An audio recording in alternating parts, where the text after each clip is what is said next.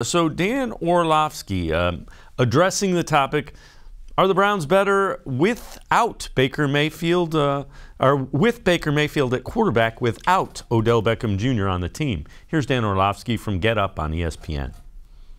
This was the Browns team that I expected to see this offseason. This is the quarterback that I expected to see this season.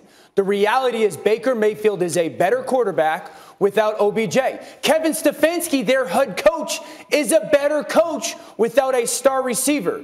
Now, that is not a knock on OBJ, but the Baker Mayfield sucks crowd had a tough weekend because the kid played fantastic football. He only had one missed throw. That was to Landry late in the game. Outside of that, he was phenomenal with his ball location. He was phenomenal with his decision-making. There's a saying in football, players over plays. You didn't hire Kevin Stefanski for that. You hired Kevin Stefanski for his offense that he learned from Gary Kubiak and Mike Shanahan. It's not about the premier players. It's about building a scheme and the quarterback then figuring out, given what the defense is, who I should throw the football to.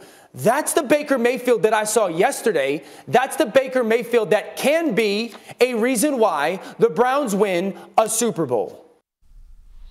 Dan Labbe, I can't argue with that. You know, it's a head scratcher because I think Odell Beckham's a good football player, but I think Baker Mayfield in the offense is better without him.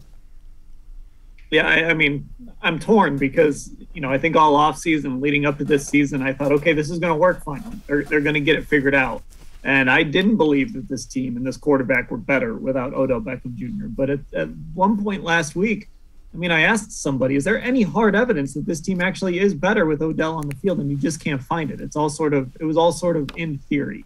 Now, you know, am I going to use this one game here as a measuring stick that, okay, the Browns are definitely going to be better off without Odell? No, but at the same time, you look at the back half of last year, you look at some other instances when he wasn't around and how Baker played, it sure seems like it's pointing that way. And if this trend continues, I think some of them, you know, myself included, we're going to look back and say, you know what, I was wrong.